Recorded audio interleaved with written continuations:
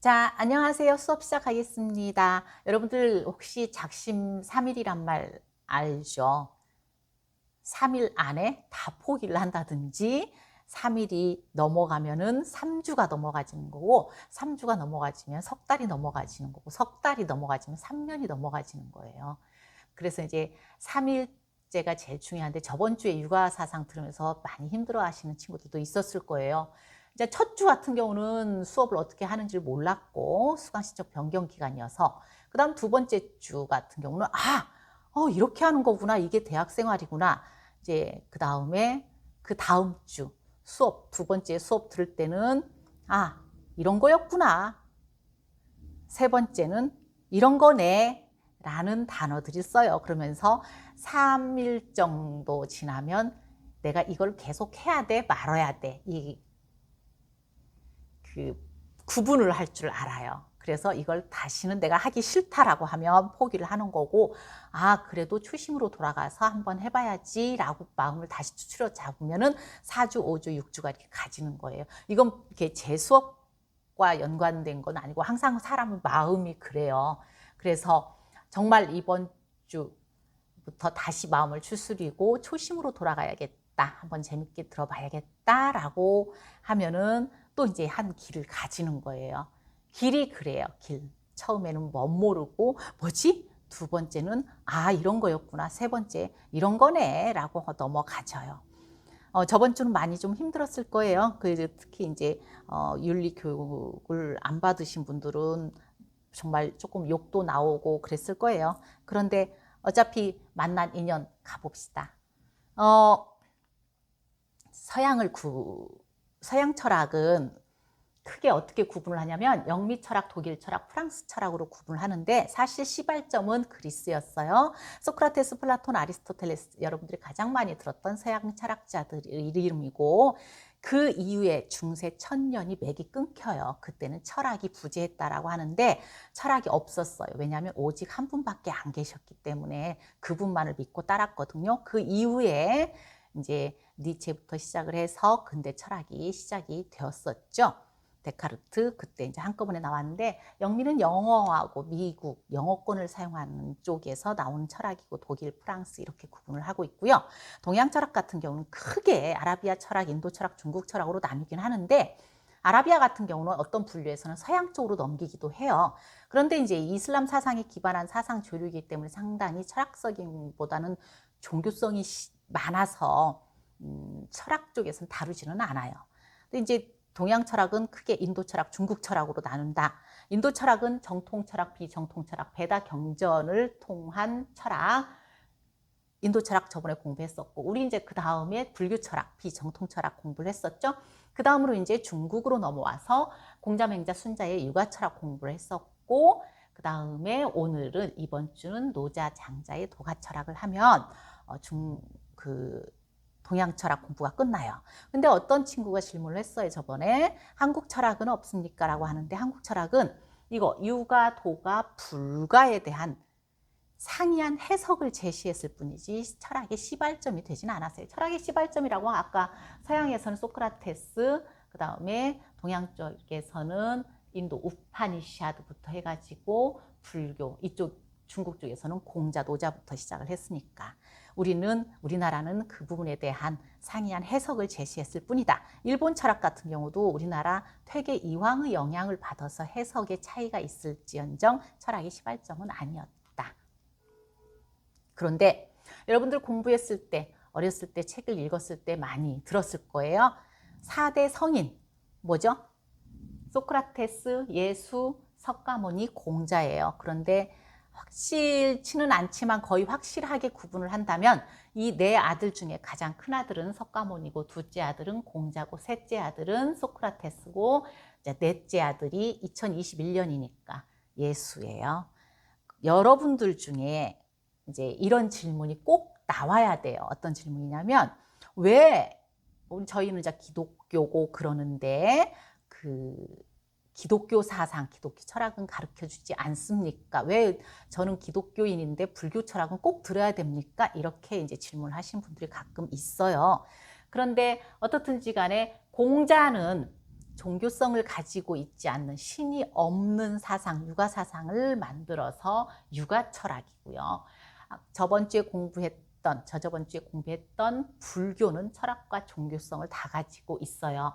근데 기독교는 신학이에요. 철학이 아니라 신에 대한 학문이에요. 기독교는 신이 있잖아요. 그래서 철학 쪽에 들어와서 공부는 안 해요. 그리고 소크라테스는 서양 철학의 시발점으로 철학이죠. 우리나라 같은 경우는 신학대가 엄청 많아요. 어마어마하게 많다라는 거 아시잖아요. 거기서 이제 목사님 배출이 다 되는 거고. 그래서 그 기독교 사상에 대해서 공부하고 싶다 그러면 신학교에 가서 신학을 공부하는 거예요. 하나님에 대한 공부를 하는 건데, 불교 같은 경우는 불교 대학이 우리나라에 동국대 하나밖에 없어요. 그러니까 거기에서는 그 신학 비슷하게 종교성을 가지고 불교를 공부하려고 하면 동국대 가서 공부를 하는데, 우리나라 전 대학의 철학과에서는 불교가 철학으로 들어가서 공부가 되는 거예요. 그래서 불교가 철학으로 들어가서 철학과는 무조건 불교 철학은 한 번씩 공부를 해야 되는 거고, 그 다음에 신학에 대해서, 기독교 사상에 대해서는 신학교를 가야 공부를 하는 거예요.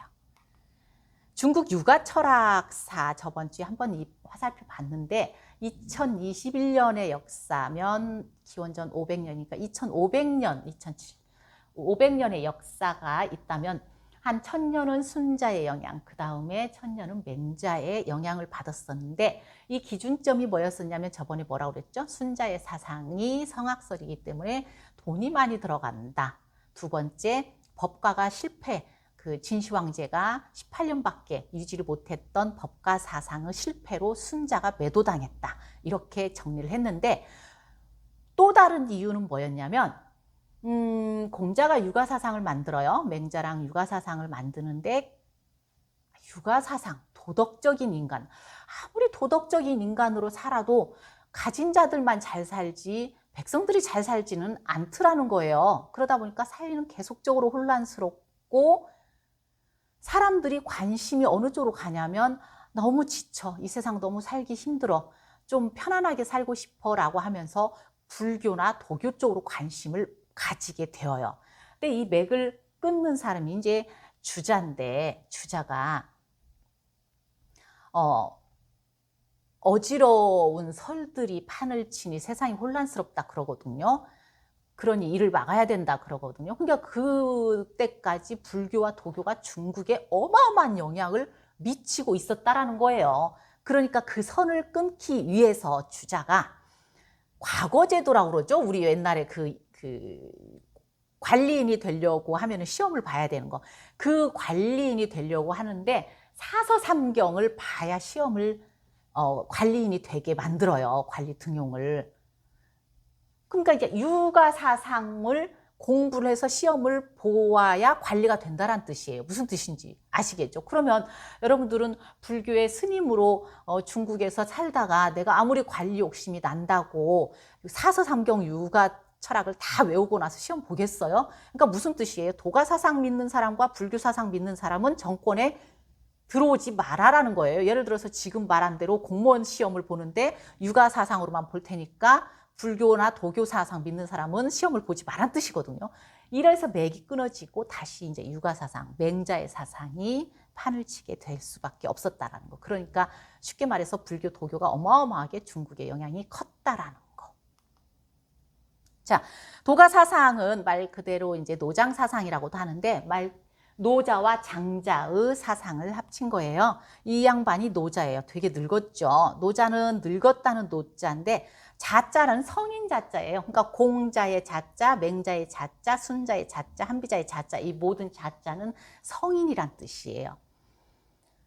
노자가 이제 주나라에서 간직에 나갔는데 도서관 사서였대요. 그러니까 우리나라 지금 국립중앙도서관의 제일 높은 사서였으니까 제일 높은 자리에 있는 거예요.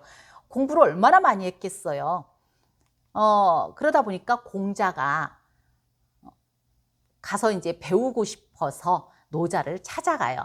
노자를 찾아가는데 이 양반이 노자겠죠. 여러분도 혹시 여기 미술학과 다니는 친구들도 있겠지만 그림을 보면 그 사상이 들어가 있어요. 그죠? 앞에는 분명히 공자겠고 여기는 노자일 텐데 높은 사람 뒤에는 항상 뭐가 쳐 있냐면 병풍이 쳐 있어요. 여러분들 그 사극 같은 거 보면은 왕 뒤에 병풍 쳐 있고 중전마마 뒤에 병풍 쳐 있고 대비마마 뒤에 병풍 쳐 있지 이쪽 손님 쪽에 병풍 쳐 있는 경우는 없죠. 그래서 높다라는 뜻을 가리키는 게 병풍이에요. 그럼 이 양반이 노자겠죠. 그럼 이 양반이 공자겠죠. 공자는 원래 등치도 컸지만 공자도 여기서 주인공이기 때문에 다른 사람보다 더 크게 그리는 거예요. 그리고 나서 이 사람들은 신하기 때문에 공손을 표시를 하는 거고요. 이제 이 그림 크기에 사람 크기가 대비가 되는 거예요.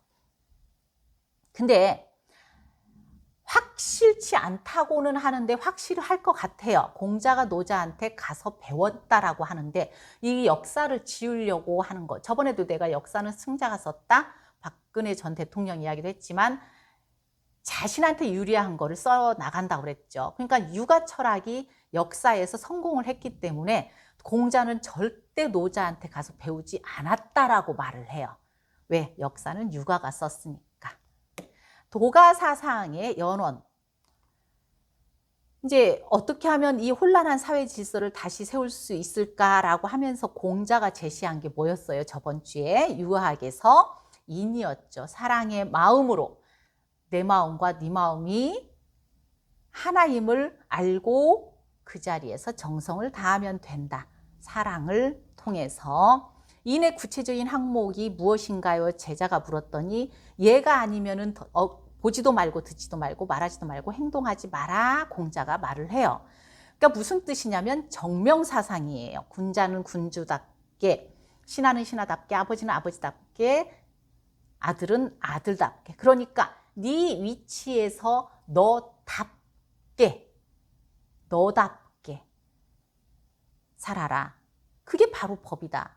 그러니까 플라톤 사상하고 똑같아요. 플라톤 사상 수저 계급론, 금수저는 금수저답게, 통치자는 통치자답게 정의를 통해서 국가를 지배해야 되고, 은수저, 군사는 군사답게 용기를 통해서 국가를 지켜야 되는 거고, 생산자들은 생산자답게, 동수저들은 생산을 통해서 국가가 유지되도록 해야 된다. 그게 바로 정명이에요.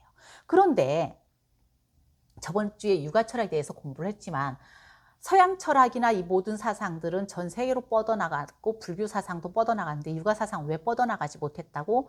이 권위주의적인 사상 때문에 빠져나가지 못했다고. 즉 육아 철학 플라톤 공자 사상과 플라톤의 정명은 똑같잖아요. 내용은 네 계급에서 네답게 해라. 네 할 일을 제대로 해내라는 건데 육아 철학은 신분 변동을 못해요. 예를 들어서 저 밑에 생산자가 아무리 열심히 공부를 해도 절대 인이 될 수가 없어요. 이 신분 변동이 안 되기 때문에 지금까지 육아 철학은 세계적인 철학으로 나가지 못했다. 서양 플라톤의 사상, 금수저, 은수저, 동수저는 신분 변동이 가능했기 때문에 세계로 뻗어져 나갈 수 있었다라는 거.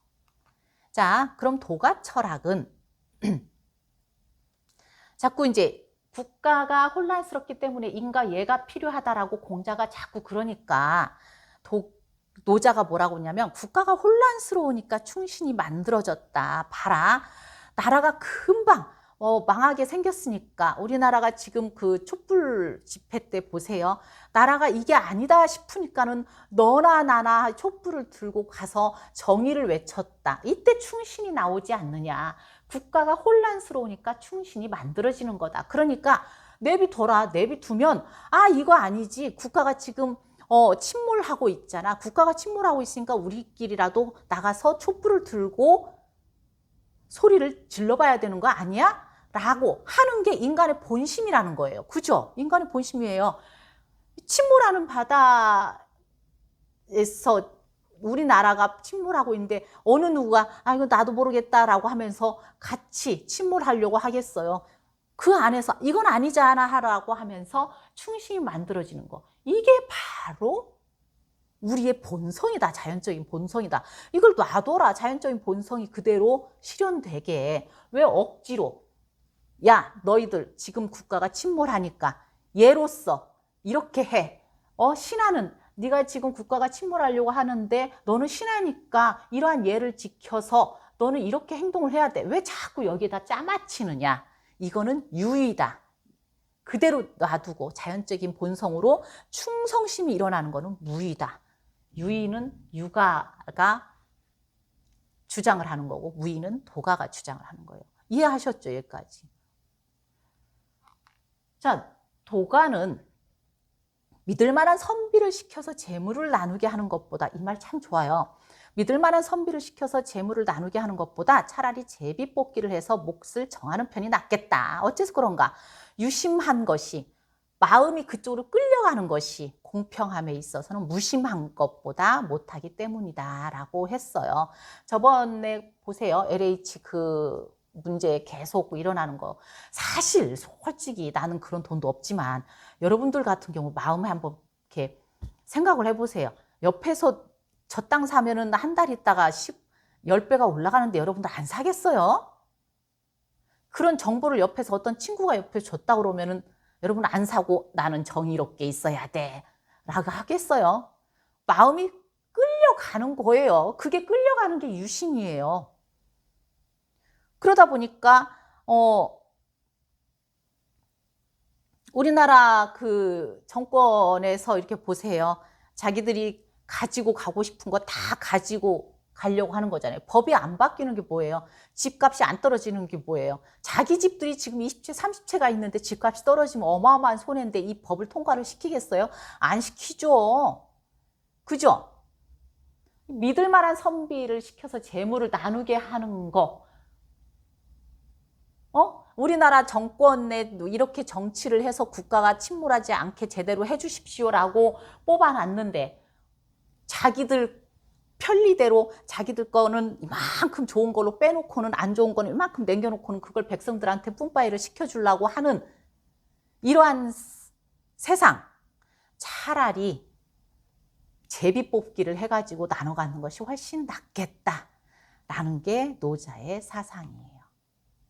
그러니까 도가 사상은 아까 이제 육아에 대한 반대 이론으로 나온 사상이기도 하고, 또 하나 연원이 뭐냐면 양주 사상이에요. 양주 사상이 뭐냐면 생명의 보존을 중시하고 정치적 불간섭주의를 주장했는데, 이게 무슨 뜻이냐면 천하를 위하는 것보다 자신을 위하는 것을 귀하게 여기는 사람에게 천하를 맡길 수 있다. 제 몸을 아끼듯이 천하를 위하는 사람에게 천하를 넘길 수 있다. 이게 위하주의예요. 양주의 위하주의. 이게 무슨 뜻이냐? 이게 내 물건, 이 물건 자체를 내 거라고 생각하면 내가 얼마나 쓸고 닦고 잘 보관하고 문도 잘 잠그고 관리도 얼마나 잘해요. 이 내 거 관리하듯이 백성 것도 잘 관리하면 서로 잘 살 수 있는 거예요. 내가 내 몸 관리하듯이 타인 관리도 잘 해주면 서로 잘 살 수 있는 거예요. 내가 내 재산 관리하듯이 타인의 재산, 백성의 재산을 제대로 관리해주면 나라가 침몰하지 않는 거예요. 근데 어떻게 돼요, 지금? 사회가 혼란스럽다라는 거는 지 것들은 다 챙겨가고 나서 나머지 쓸모없는 것들은 백성들한테 위하는 척 하면서 준다라는 거예요. 양주가 그러지 말라는 거예요. 양주의 위하주의. 네 자신을 챙기듯이 너무 좀 챙겨라. 네 자신을 사랑해라. 그러다 보면은 남도 똑같은 마음으로 사랑해줘라. 근데 이게 이제 맹자가 웃기고 있네. 그거는 너밖에 모르는 이기주의 아니야? 그러는 거예요. 근데 이기주의가 아니라 네 재산 챙기듯이 백성의 재산을 좀 챙겨줬으면 좋지 않겠냐라는 거예요. 양주의 위하주의가 노자의 사상, 무의자연의 사상에 영향을 줬고, 이 사상을 또 이제 장자가 영향을 받아서 재물론을 만들게 되는 거예요. 근데 맹자가 양주의 위하주의 사상의 뜻을 잘 이해를 못하고 저밖에 모르는 이기주의다 비판을 하면서 육아 사상을 만드는 거죠. 자, 노자의 사상을 크게 6가지로 나눌 수 있는데 도, 허정, 반, 도, 상선약수, 소국과미, 무의, 정치 어렵죠. 쉽게 설명을 드릴게요. 도라는 건 말 그대로 제가 재작년인가 이제 인도를 다녀왔는데 어떤 사람이 아는 사람이 한국에서 그동안 어디 갔다 오셨어요? 긴 시간 동안. 그래서 저 인도 좀 갔다 왔어요. 그랬더니 그 사람이 아유 왜 인도를 다녀요? 차도로 다녀야지. 차도로 다니다가 꽉 가버릴 수 있잖아요. 그러는 거야. 근데 인도 차가 다니는 길은 차도예요. 인도 사람이 해야 될 도리는 인도예요. 그게 바로 도예요. 사람이 해야 될 법칙 이게 바로 도예요. 또 자연의 법칙이 있어요. 춘하추동. 봄이 되면 지금 봄이잖아요. 여름이 되고 여름 가면은 가을 오고 가을 가면 또 겨울 오고 춘하추동. 이거는 바꿀 수가 없어요. 그 다음에 우리 인간은 그럼 어떻게 돼요? 생로병사. 나면은 늙고 늙으면 병들고 병들면 죽게 되는 거. 생로병사. 이게 세상의 이치고 진리예요. 이걸 바로 도라고 하는 거예요. 또 자연의 법칙 중에 여러분도 혹시 들어본 친구 있는가 모르는데 성주괴공이라는 말이 있어요. 성주괴공이 뭐냐면 이제 여러분 쓰나미를 생각을 하면 이룰 성자에 만들어질 성자예요. 이룰 성자예요. 거기에 건물들이 만들어졌어요. 근데 머물 주자예요. 거기에 사람들이 건물들이 만들어졌으니까 머물러 있어요. 머물러 있다가 쓰나미가 와가지고 파괴됐어요. 파괴됐다 보니까 그 자리가 어떻게 됐어요? 텅 비어버렸어요. 텅 빈 자리에 사람들이 다시 살아야 되니까 다시 또 건물을 만들겠죠? 또 만들었으니까 머물겠죠? 머물다가 어느 정도의 시간이 가면 또 파괴가 되고 파괴되면 다시 텅 빈 자리가 되고 이게 성주괴공. 이게 자연의 법칙이에요. 우리가 태권 할 때의 태권도를 하는데 유도의 그 법칙을 끌어다가 쓰지는 않잖아요. 태권도만의 도가 있잖아요. 다도라고 그러죠. 여러분들 차를 마시는 법. 이것도 차 마시는 법칙이 있어요. 이걸 다 도라고 하는 거예요. 그래서 이 도는 우주 만물의 근원이고 만물의 변화 법칙인데 이대로 따르는 것이 덕이에요. 그러니까는 여러분들 안에 100%의 선한 마음이 있어요. 그것이 도예요. 그 선한 마음을 그대로 실천에 옮기는 것이 덕이에요. 그래서 덕을 베푸는 사람. 너는 참 너희 아버지는 덕이 많으신 분이다 라고 하는 거 칭찬이잖아요. 그러니까 너희 아버지의 100% 선한 마음을 그대로 실천했기 때문에 덕스러운 사람이 되는 거예요. 근데 도덕이란 개념이 이렇게 커요. 그래서 노자가 말을 하죠. 이렇게 무의대로 사는 거는 최고의 좋은 덕이고, 그러니까 네 안에 있는 100% 자연적인 본성, 선한 마음을 그대로 실천하고 사는 거는 최고의 덕이고, 억지로 만들어 끼워 맞추는 도는 제일 안 좋은 덕이더라 라는 게 노자의 사상이에요. 아까 말한 대로 국가가 침몰하려고 하는데 우리가 국가를 살리려고 하는 마음은 우리 안에 있는 자연스러운 당연한 본성이더라. 그 본성을 그대로 실천하는 것이 최고의 덕이더라 라는 거죠. 자, 노자의 사상은 쉽게 말해서 가치 상대주의예요. 예를 들어서 이제 육아는 자꾸 이렇게 예와 악에 끼워 맞추려고 하는데 이게 예와 악에 끼워 맞추려고 안 해도 사람의 자연적인 본성이 100% 그 선성이 있기 때문에 선한 마음이 있기 때문에 이대로 실천하면은 되는데 왜 자꾸 이렇게 예외 끼워서 맞추려고 하느냐라는 거예요. 봐봐라. 너희들이 육아 보고 하는 소리예요. 노자가. 이렇게 하면 선한 사람이 돼. 이 예를 지키면 선한 사람이 돼. 왜 자꾸 그렇게 주장을 하느냐. 선이 있으면 반드시 악이 있게 되는 거고 이성이 있으면 욕망이 있게 되는 거고 너희들이 자연적인 본성을 그대로 실천하면 선이 되는 거고 그렇지 않으면 그냥 악이 되는 거 아니냐. 왜 이쪽을 보지를 못하고 자꾸 이쪽으로만 억지로 끌고 가려고 하냐라고 노자가 주장을 하는 거예요.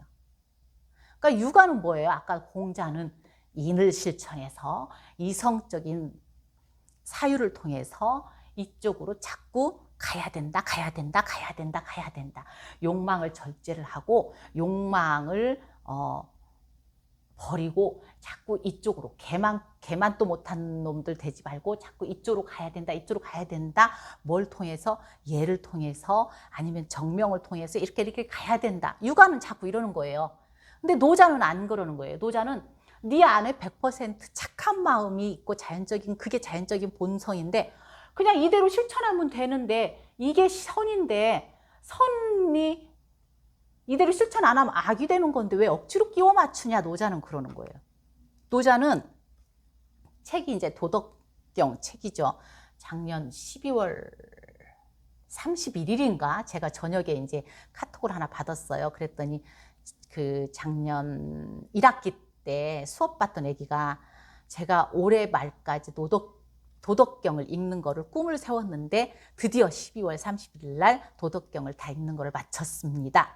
라고 하고 이렇게 카톡이 왔더라고요. 정말 사실은 좋은 책이에요. 여러분들한테 한 번씩 권하고 싶은데 5천자밖에 안 돼요. 5천자인데 세상의 숨은 뜻은 다 가지고 있는 좋은 책이니까 한 번씩 시간 나면 보세요. 이 노자의 사상이 들어있는 도덕경에 뭐라고 써있냐면 도가도비상도 명가명 비상명이라고 그러는데 도라고 하는 도는 진정한 도가 아니고 이름이라 하는 이름은 진정한 이름이 아니다라고 하는 거예요. 무슨 뜻이에요? 여러분들이 하느님 봤어요? 하느님 누가 만들었어요? 인간이 만들었어요. 그죠? 분명히 어떠한 전지전능한 신이 존재를 하는 것 같아. 이분을 칭을 해야 될 것 같아. 뭐라고 칭을 할까? 하나님이라고 칭을 했어. 누가 만들었어? 인간이 만들었어. 그런데 하나님이라고 불렀다고 해서 그 전지전능한 하나님의 뜻을 여러분들 다 이해할 수 있을 것 같아요? 못하죠. 하나님이라는 이름이 그냥 이름일 뿐이지 진정한 하나님의 뜻 전체 그 본질을 다 이해를 할 수 있을 것 같아요? 못해요. 컵이라는 이름 누가 만들었어요? 인간이 만들었어요. 어떻게? 서로 약속을 한 거예요. 그죠? 물을 따라서 음료를 따라서 마시는 거를 컵이라고 하자. 그런데 컵이라는 이름에 우리는 자꾸 끼워 맞추려고 하는데 여기에다가 연필을 꽂으면 연필꽂이가 되는 거고 여기다 꽃을 심으면 화분이 되는 거고 여기를 애기들한테 갖다 줘서 색깔로 칠해서 갖다 주면 장난감이 되는 거예요. 근데 컵이라는 이름이 이 모양, 이 본질, 야의 본질 전체를 설명을 하지는 않는다라는 거예요. 저는 이명웅 되게 좋아해요. 그런데 이명웅이라는 이름을 내가 알고 있을 뿐이지 내가 이명웅에 대한 순수의식, 본질을 전체 다 알지는 못하는 거예요. 그래서 노자가 그러죠. 도가도비상도 명가명 비상명이라고 하는 거예요. 우주 본성을 도라고 표현을 할 수는 있지만 우주 본질 전체를 도라는 이름으로 설명할 수는 없더라 그 뜻이에요. 좋죠? 이름이란 누구나 명확하게 인지할 수 있는 어떤 대상에 붙인 글자예요. 맞죠? 이름이란 아무 글자나 쓸 수 있는 것이 아니라 대상의 모습과 특성을 정확하게 표현하는 글자예요. 맞아요. 천지는 누구나 명확하게 인지할 수 있기 때문에 이름이 있는 것이에요. 도는 그 이름을 알 수 없어요. 도는 천지가 생기기 전부터 존재하는 초월적인 권능을 가진 존재이기 때문에. 이건 무슨 뜻이냐면 자꾸 도를 인간의 언어 개념 속으로 가져오는 행위를 하지 말아라 그 뜻이에요. 자꾸 아까 충신 이야기 나왔지만 세상이 국가가 침몰하려고 할 때 우리의 자연적인 본성으로 우리는 그 본성을 실천하려고 하는데 자꾸 틀에 맞춰서 신하는 신하답게 너는 백성이니까 백성답게 이렇게 있어. 너는 가만히 있어. 내가 선장이기 때문에 내가 시키는 대로 해 라고 그 틀에 자꾸 맞춰. 그 틀에 맞추는 게 뭐예요? 정명. 그 틀에 자꾸 맞추다 보니까 억지로 충신이 만들어질 뿐이지 인간의 자연적인 본성을 거스르는 거다라는 뜻이에요. 그래서 노자의 우주관은 무예요. 아무것도 없다는 공무가 아니에요. 이 무자는 없을 무자잖아요. 아무것도 없다라는 무자로 이해하시면 노자 사상을 크게 오해하시는 거예요. 이거는 가득 찬 상태의 무예요. 무슨 뜻이냐? 수레바퀴에는 30개의 바퀴살이 한 바퀴의 통에 모여 있지만 그 가운데가 비어 있기 때문에 우리가 수레를 사용할 수 있는 거고 찰흙을 이겨가지고 그릇을 만들 때 그 빈 곳이, 그 그릇에 빈 곳이 있기 때문에 우리는 그 그릇에다가 무엇인가 담을 수 있는 거고, 창문을 만들었고 문을 만들었지만 방 안이 비어 있기 때문에 우리는 들어갈 수 있는 거예요. 그래서 있음은 쓸모가 있게 하기 위한 것이에요. 그리고 없음은 쓸모를 만들어내게 하는 것이에요. 그러므로 있다라고 하는 것은 없기 때문에 유가 생기는 거예요. 이게 말이 어렵죠. 있음은 그릇 안에 음식이 담아져 있는 거는 그 전에 그릇이 텅 비어 있었기 때문에 그 안에 음식을 담을 수 있는 거고, 이 강의실 안에 여러분들이 가득 차 있는 것은 이 강의실 안이 텅 비어 있었기 때문에 여러분들이 들어와서 강의실을 메꿀 수 있다라는 뜻이에요. 그 없을 무자예요. 이제 도덕경에서 이렇게 쭉 나오는 말인데 이거를 읽어보시고, 이게 가치 상대주의인데 대대논리라고도 해요. 서로 의존해서 짝한다라는 소리인데, 천하가 모두 아름답다고 여겨 추함이라는 관념도 생길 거 아니에요. 그죠? 천하가 선을 착하다고 해서 악이라는 개념도 생겼을 거 아니에요. 유와 무는 상대적으로 생기는 거잖아요. 있음과 없음. 그다음 어려움과 쉬움도 상대적으로 생겨난 거예요. 길고 짧음도 상대적인 개념이에요. 높고 낮음도 상대적인 개념이에요. 음과 소리도 상대적으로 화합하는 거예요. 여러분들 음하고 소리도 전과 후, 앞과 뒤도 상대적으로 형성된 거죠. 그죠? 이거를 알아채라는 거예요. 자꾸 이렇게 해야 선으로 간다, 이렇게 해야 이렇게 해야 착할 선으로 간다, 한쪽으로만 자꾸 몰고 가지 말고 앞이 있으면 뒤가 있음을 볼 줄 알라라는 것이 노자의 대대 논리예요. 그러려면 내가 앞을 보면서 현상학적으로 이렇게 앞만 보다가 뒤도 있음을 볼 줄 아는 능력이 생기려면 어떻게 해야 되냐?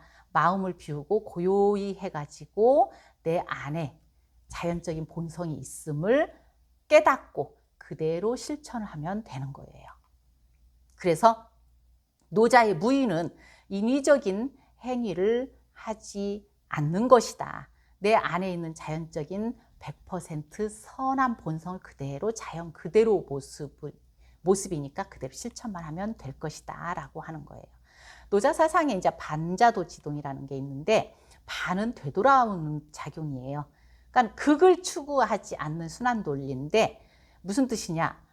우리가 지금 이렇게 살고 있는 거는 죽어가는 것일 수 있어요. 여러분들 혹시 지금 무엇을 위해서 달려가고 있어요? 명예?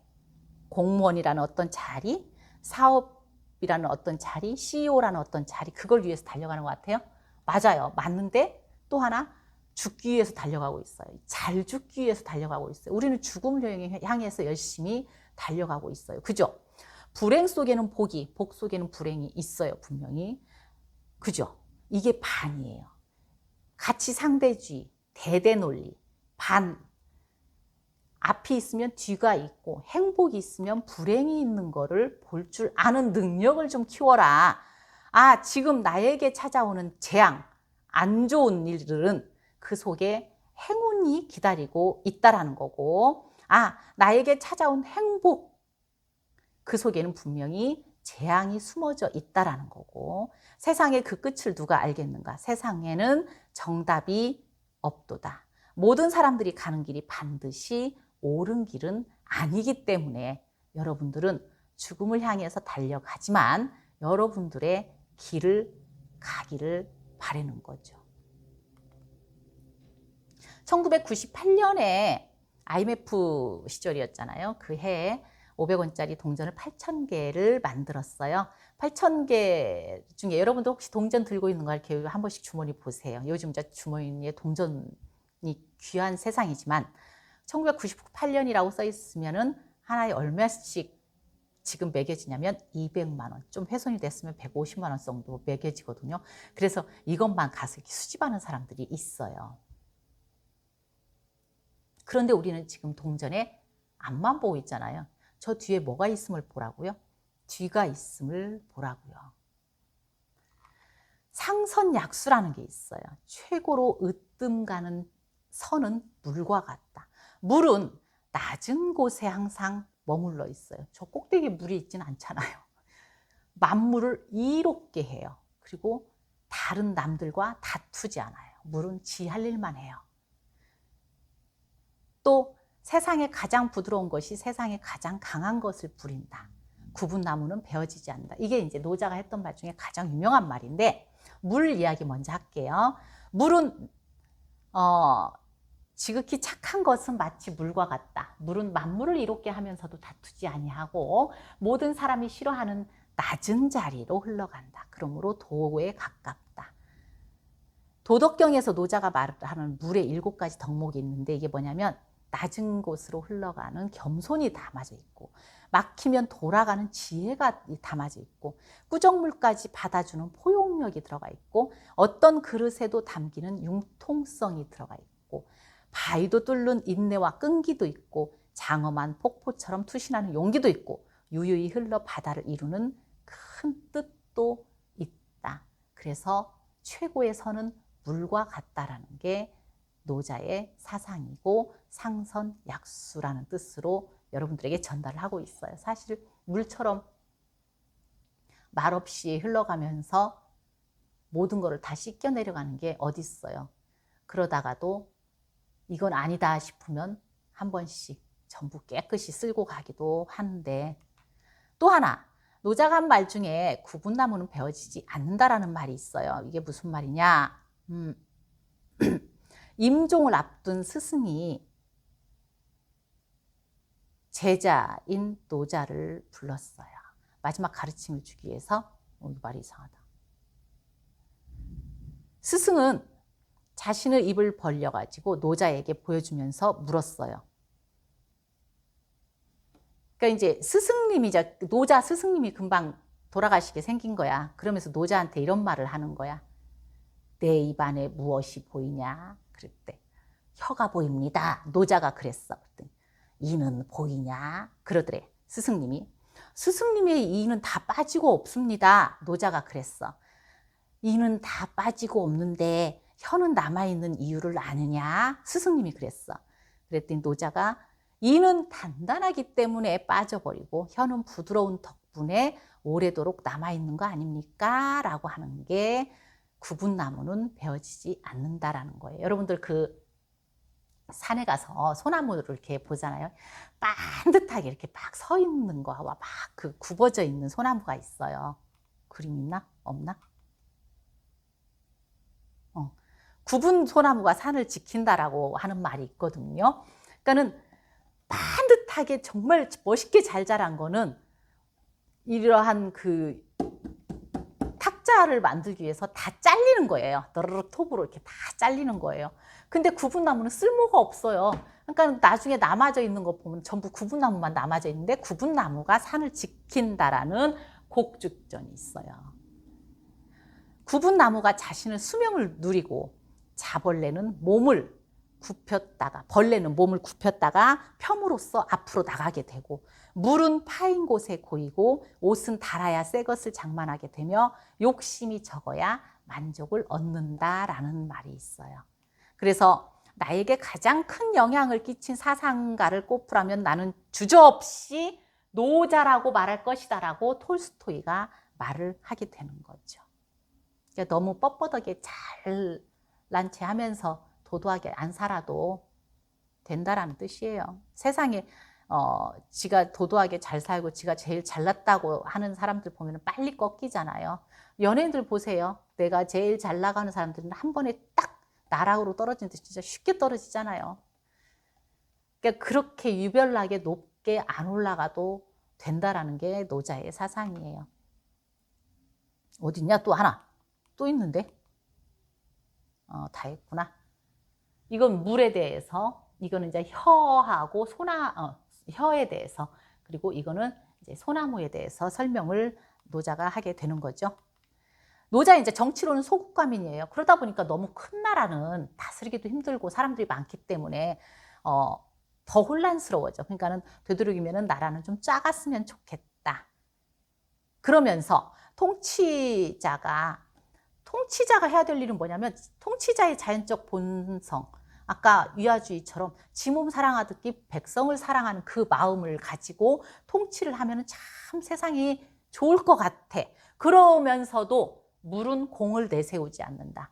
내가 다 했어. 내가 이 국가를 이렇게 만들었어. 그러니까 너희들은 나를 존경해야 돼. 나를 최고의 왕의 자리에 올려줘야 돼. 나중에 나를 최고로 왕의 자리에 추앙을 해야 돼.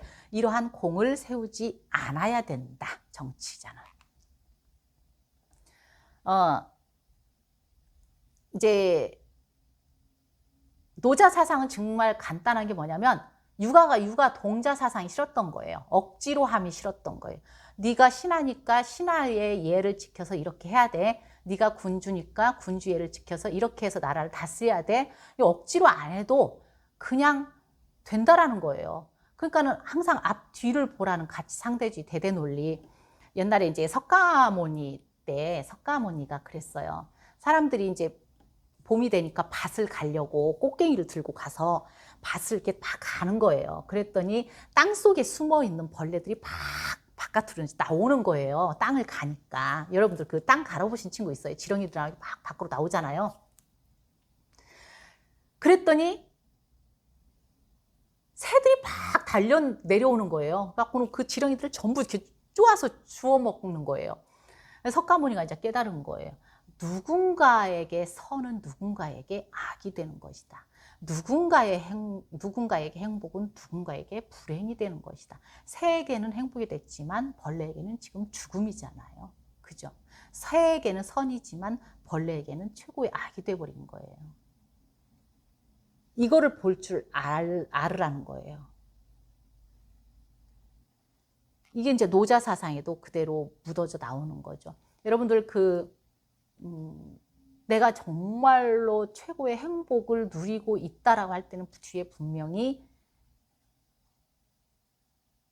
악이, 불행이 숨어져 있다는 걸 보실 줄 알아야 되는 능력이 뭐냐면 지혜예요. 그 지혜를 발견하는 것이 바로 철학이에요. 여러분들 지금 철학 수업을 하는 거지. 내가 뭐 노자 사상이, 공자 사상이 뭐 이렇게 살아라.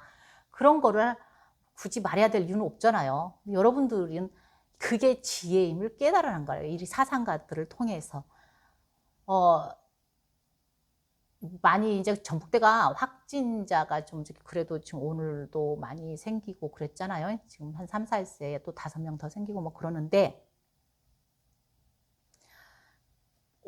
모든 것이 다 나쁘다? 작년에 제가 제일 많이 들었던 게 뭐냐면 코로나 생기고 나서 학생들이 저에게 이렇게 카톡을 보내면서 내가 발견하지 못한 가족에 대한 개념, 아버지, 어머니에 대한 감사함을 발견하게 됐습니다라는 글을 제일 많이 받았어요. 그러니까 이게 코로나가 내가 밖으로 활동 못하면서 불행인 것 같으면서 뒤에 행복이 잠자고 있었는데 그 행복을 우리는 발견을 하지 못하고 산다라는 거예요. 코로나가 그렇게 불행만은 아니었다라는 거죠.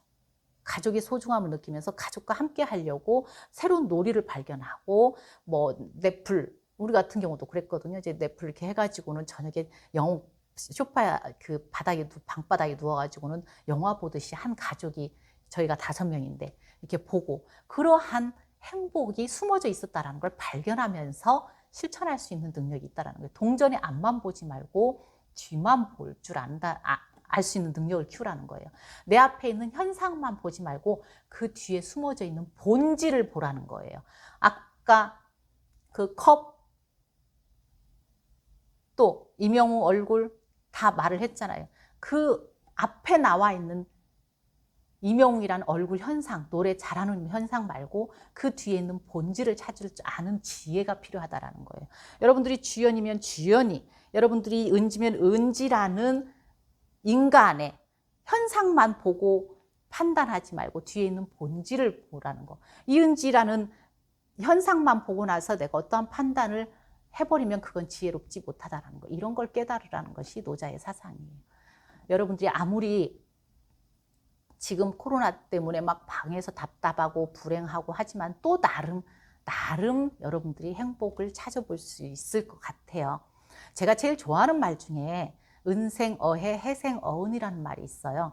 사람들은 현실적 이해, 관계에 따라서 즐거움을 좋아하고 괴로움을 싫어하는 건 당연해요.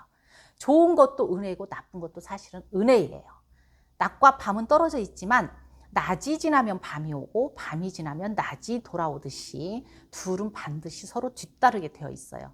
그런데 좋은 것이 오면 좋지 않은 것이 뒤따라오는데 보통 이것을 보지 못하고 내가 좋은 것이 왔다라고 기뻐하기만 하면 좋지 않은 것이 오면 나중에 좋은 것이 찾아오는데도 슬퍼하기만 한다라는 은생어의 해생어음이 있어요. 은혜 속에 해가 숨어져 있고 해로움 속에 은혜가 숨어져 있음을 꼭 발견을 하시고요. 동전의 앞과 뒤를 다 볼 수 있는, 선과 악을 다 볼 수 있는 사람이 되었으면 좋겠어요. 아까 석가모니 부처님 말씀대로 모든 사람이 더불어서 조화롭게 행복하게 잘 산다? 불가능해요. 불가능해요. 왜? 가치 상대주의적으로 누군가가 이득을 취해서 잘 산다는 것은 누군가는 손해를 봤다라는 뜻이잖아요. 누군가가 웃었다라는 것은 누군가가 떨어졌다는 소리거든요. 누군가가 합격했다는 것은 누군가는 불합격으로 울었다는 소리고요. 누군가가 먹었다라는 것은 누군가는 배고파하고 있다라는 것이에요. 그러나 내가 배불리 먹었다, 나는 합격했다, 자만하지 말고 최고에 올라갔다고 생각하지 말고 상대를 볼 수 있는 능력까지 키워나가는 거, 이게 바로 여러분들이 해야 될 노릇인 것 같아요.